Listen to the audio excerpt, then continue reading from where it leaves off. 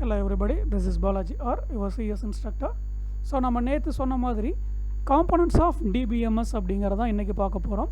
So components அப்படின்னா என்னென்ன தேவைப்படும், ஒரு டேட்டா பேஸ் மேனேஜ்மெண்ட் சிஸ்டத்தை டெவலப் பண்ணுறதுக்கு என்ன மாதிரியான காம்பனன்ட்ஸ்லாம் நமக்கு தேவைப்படும். ஸோ ஹார்ட்வேர், தென் பார்த்திங்க அப்படின்னம்னா சாஃப்ட்வேர் தேவைப்படும். ஸோ கண்டிப்பாக டேட்டா தேவைப்படும். அதுக்கப்புறம் ப்ரொசீஜர் அப்படிங்கக்கூடிய அந்த மெத்தட்ஸ், அந்த டேட்டா மேலே நம்ம என்ன ப்ராசஸ் பண்ணுறோமோ அதுதான் ப்ரொசீஜர்னு சொல்ல போகிறோம். அண்ட் தென் அதை வந்துட்டு நம்ம வந்துட்டு அக்சஸ் பண்ணுறதுக்கு தேவையான அந்த லாங்குவேஜஸ். ஸோ அதுதான் நம்ம சாஃப்ட்வேர்லேயே திரும்ப நம்ம பார்க்க போகிறோம். ஓகேங்களா? ஸோ இந்த components, major 5 components: hardware, software, data, procedures and அந்த அக்சஸிங் லாங்குவேஜஸ். ஸோ இதனை பற்றின டீட்டெயில் தான் இன்றைக்கி செஷனில் நம்ம படிக்க போகிறோம். ஓகேங்களா?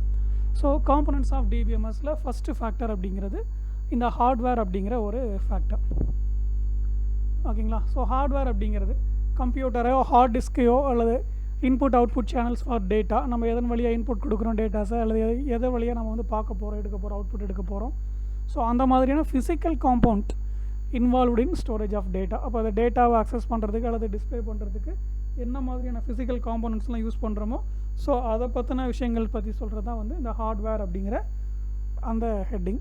அதுக்கு அடுத்ததாக வரக்கூடியது சாஃப்ட்வேர். ஸோ இந்த சாஃப்ட்வேர் காம்பனண்ட் என்ன பண்ணுது அப்படின்னம்னா, இந்த ப்ரோக்ராம் வந்து எல்லாத்தையுமே ஹார்ட்வேர்லேருந்து டேட்டாபேஸ்குள்ளே வரக்கூடிய டேட்டாவிலேருந்து யூசர்னுடைய பர்மிஷன்ஸ்லேருந்து எல்லாத்தையுமே கண்ட்ரோல் பண்ணக்கூடியது. ஸோ இந்த டேட்டா ஆக்சஸிங் லாங்குவேஜஸ் அல்லது இன்டர்பிரேட்ஸ் அல்லது டேட்டா இது எல்லாத்தையுமே வந்து கண்ட்ரோல் பண்ணக்கூடியது எது அப்படின்னம்னா இந்த சாஃப்ட்வேர் செக்மெண்ட் தான். அதுக்கு அடுத்து தான் நம்ம பார்க்குற தேர்ட் இம்பார்ட்டண்டான ஒரு விஷயம் எது அப்படின்னம்னா டேட்டா. ஸோ டேட்டா அப்படிங்கிறது தான் வந்து essential part of a database management system. இது இருந்தால் தான் எல்லா ஒர்க்குமே நடக்கும். ஸோ இந்த ரிசோர்ஸை வந்துட்டு பார்த்திங்க அப்படின்னம்னா எப்படி க்ரியேட் பண்ணுறது, அந்த டேட்டாவை எப்படி யூட்டிலைஸ் பண்ணுறது, அதை பற்றி சொல்கிறது தான் இந்த டேட்டா அப்படிங்கிற இந்த காம்பனண்ட். ஃபோர்த் காம்பனண்ட் பார்த்திங்க அப்படின்னம்னா ப்ரொசீஜர் ஆர் மெத்தடு.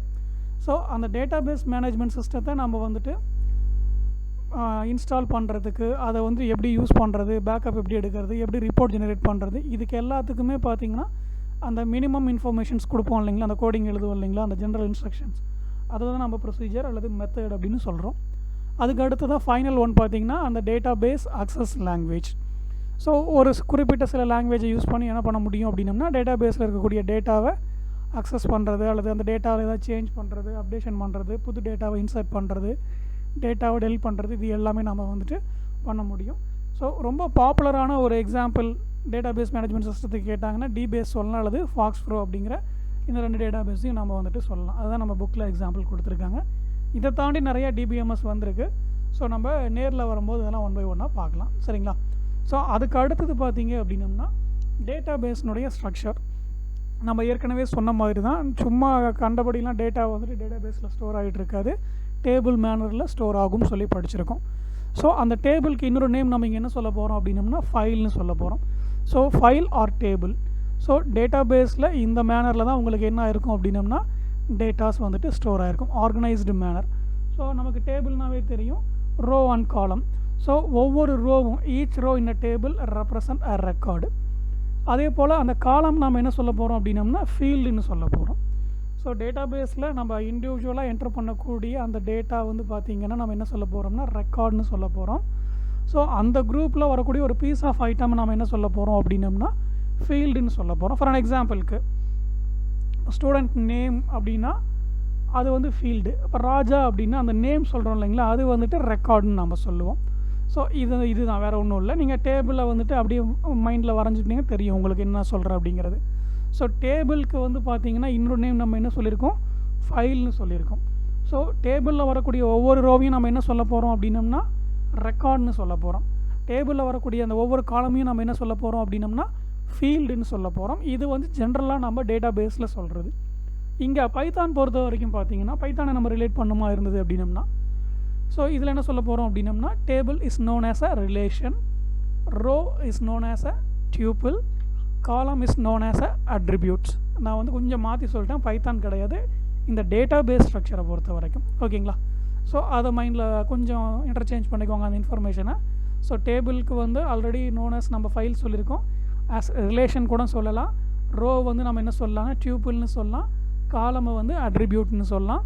ஸோ இது எல்லாம் டேட்டா பேஸ்னுடைய பேசிக் ஸ்ட்ரக்சர். இதை வந்து நம்ம மறந்துடக்கூடாது. ஓகேங்களா? ஸோ என்னென்ன பார்த்தோம் ஞாபகம் இருக்குது இல்லைங்களா? காம்போனன்ட்ஸ் ஆஃப் டேட்டாபேஸ் பார்த்துருக்கோம், டேட்டாபேஸ்னுடைய ஸ்ட்ரக்சர் பார்த்துருக்கோம். இதில் எதுவும் உங்களுக்கு வந்துட்டு டவுட் வராதுன்னு நினைக்கிறேன்.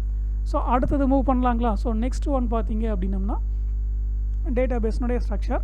ஸோ எக்ஸாம்பிளுக்கு அந்த டேபிள் ஒன்று கொடுத்துருக்காங்க. இதில் எது காலம் எது ரோ அப்படிங்கிறதுலாம் உங்களுக்கு தெரியும்.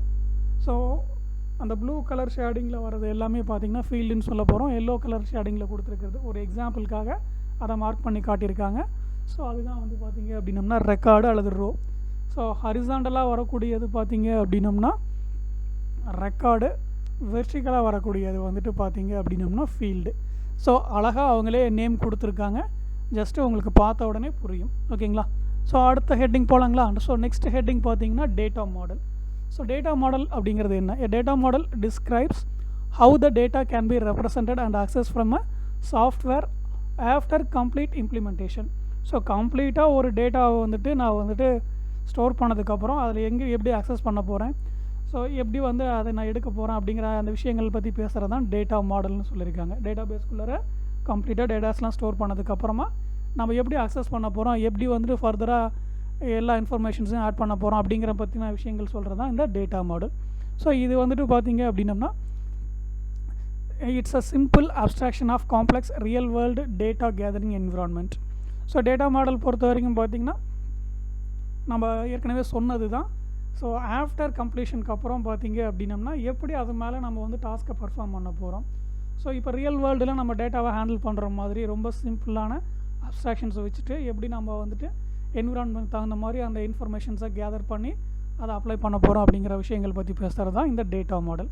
So main purpose of data model என்ன அப்படின்னம்னா, ஸோ கிவன் ஐடியா, ஒரு ரஃப் ஐடியா, அந்த ஃபைனல் சிஸ்டம் அல்லது அந்த சாஃப்ட்வேர் வந்துட்டு டெவலப்மெண்ட் ஆனதுக்கப்புறம் எப்படி வரும் அப்படிங்கிறத வந்துட்டு காட்டுறதுக்காக சொல்லக்கூடிய விஷயம் தான் என்ன அப்படின்னம்னா டேட்டா மாடல். அப்போ மாடல்னாவே நமக்கு தெரியுது இல்லைங்களா, லிட்டரல் மீனிங்லேயே நமக்கு வந்துடுது.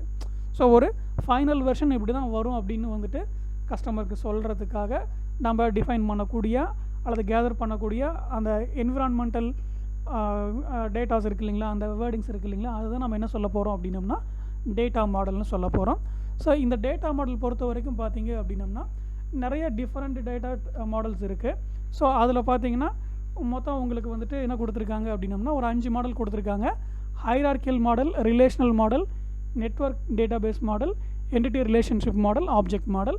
ஸோ இதனை பற்றின விஷயங்களை நம்ம 1 by 1 நாளைக்கு செஷனில் பார்க்கலாம். Take care.